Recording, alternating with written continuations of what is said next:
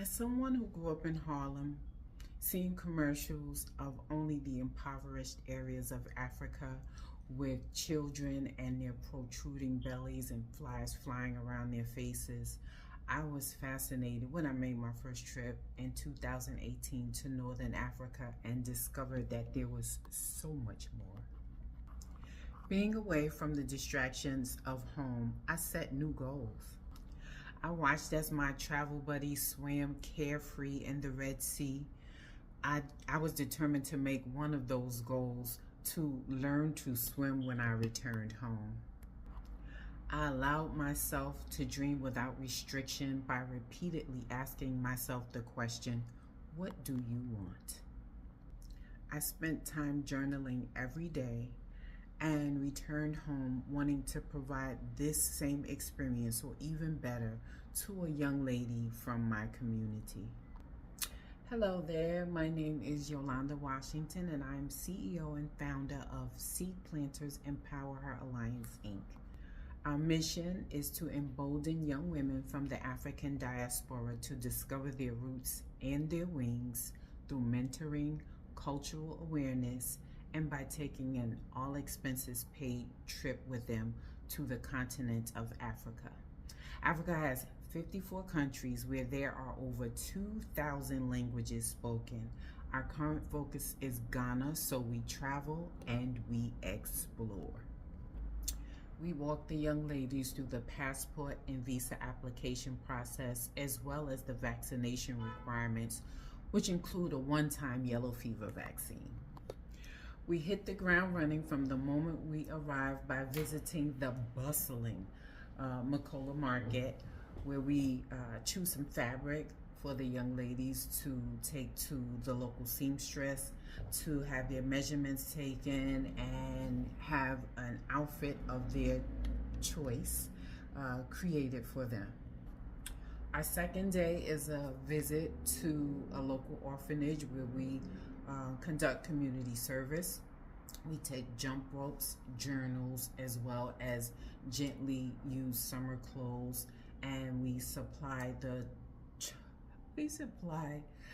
jump ropes for them to encourage them to have fun, and the journals are provided to them to encourage them to write their big dreams in their journals.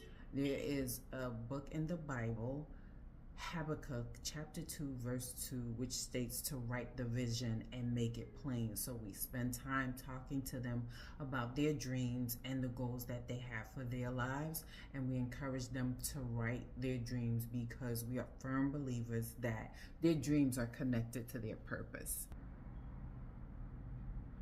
We visit the home of W.E.B. Du Bois, which has been formed into a museum.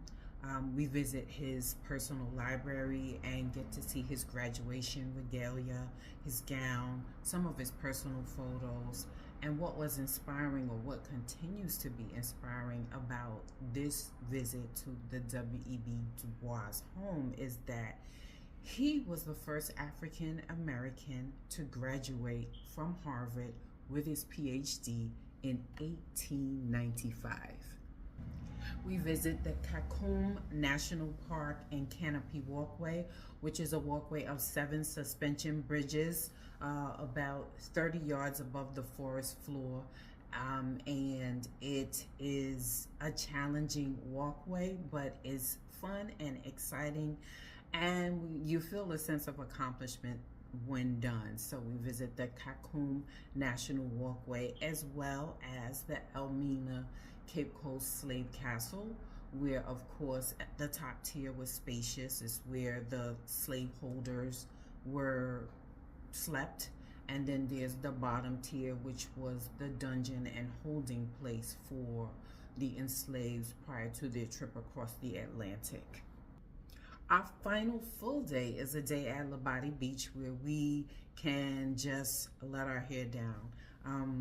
It's a very active beach. There's horseback riding, there's ATV riding, there's great food, and that beach day serves as a day to decompress from the heaviness of the visit to the slave castles.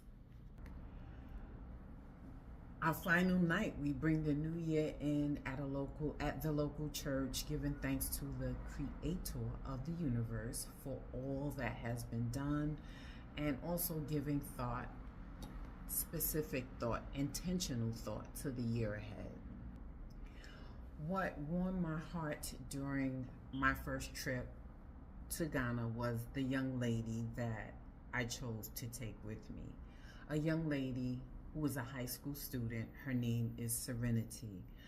It was her first time out of the country, and both our first times traveling to Ghana. She went along and helped distribute the clothes and the jump ropes and the journals to the children. She is an aspiring singer who has the voice of an angel and even sang for the children, and they greatly appreciated it.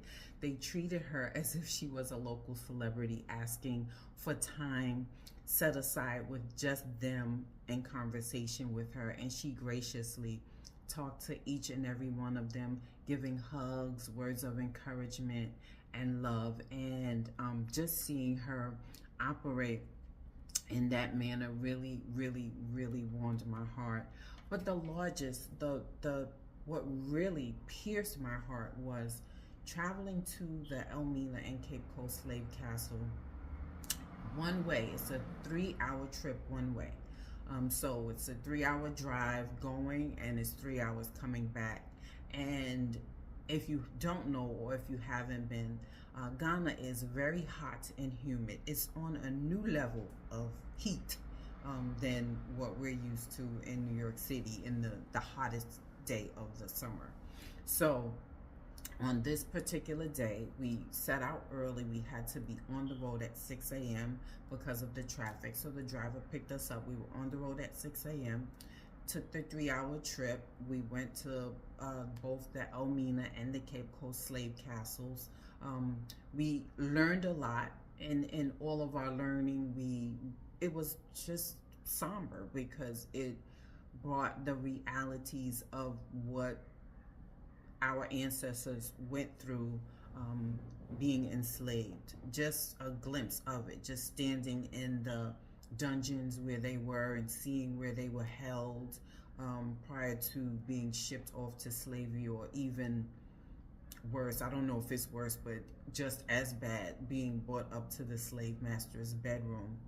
So we had a very long day, Serenity and I. We had a gracious host driver. And coming back, it was another 3-hour trip coming back, and we stopped for dinner. And by the time we got back to our Airbnb, the Airbnb that we rented, the water wasn't cold.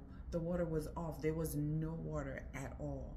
And our clothes were sticking to us. And all I could think about, I'm sure she felt the same way. We both had our own private bedrooms and bathrooms.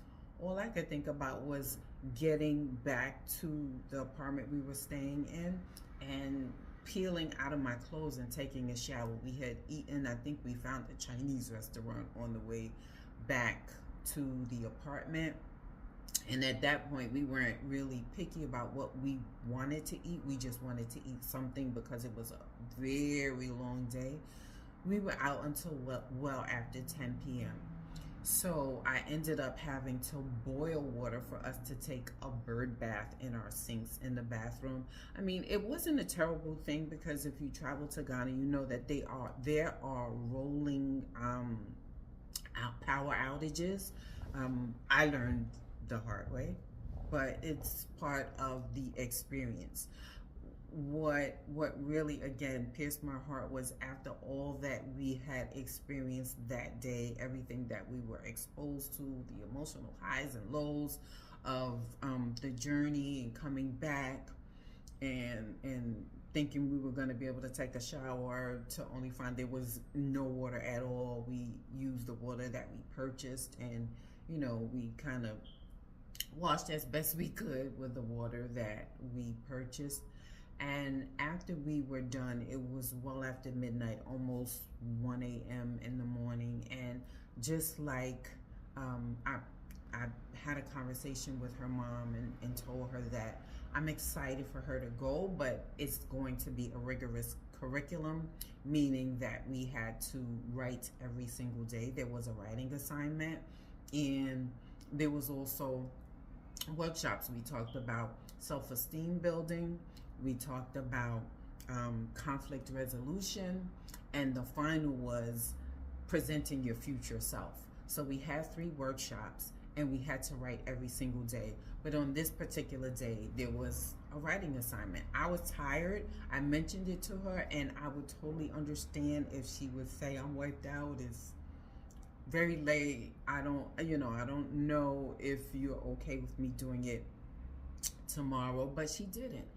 That young lady sat up to well after 2 a.m. completing the writing assignment. And as I'm watching her write, I wrote, but when I'm finished, I'm watching her. And it just confirmed for me that not only did I do something special by bringing her, but it confirmed that she was the right person that I selected. A lot of prayer had gone into who would go with me. And when I mentioned to Serenity's mom, her parents, and talked about her taking the trip, her mom agreed. She was excited. I was excited, but still, I'm taking someone's child outside of the U.S., and that's a huge responsibility. But seeing her just in action with the children at the orphanage, not counting it robbery to share her gifts, her talents, her high school expertise with them, as if she does it all the time, sharing her beautiful voice, which I'll post a video at the end of this video, and then completing every single assignment I gave her. It was just, it warmed my heart. So much so that at the end of the trip, when we returned home, I asked her if she would like to be an official board member for Seed Planters Empower Her Alliance, and she agreed. As an official and the youngest board member, she'll be 18 this year. She more or less provides orientation for any new prospective young. A lot has happened since our first trip. Serenity is now a senior in high school applying to colleges. She is in the college application process and awaiting to hear back from prospective colleges. She lost her mom, but not her joy. And I'm doing the best to be an encourager, support system, and positive member of her tribe. With that comes a lot of responsibility. Quite frankly, I am learning as I go. I invite you to walk along this journey with me, and I thank you for watching. God bless you, and have a wonderful day. Oh, and don't forget to like and subscribe so that you'll be updated on future videos. Thank you. Hello, my name is Serenity Young, and I will be singing Alchemist God on the Phone.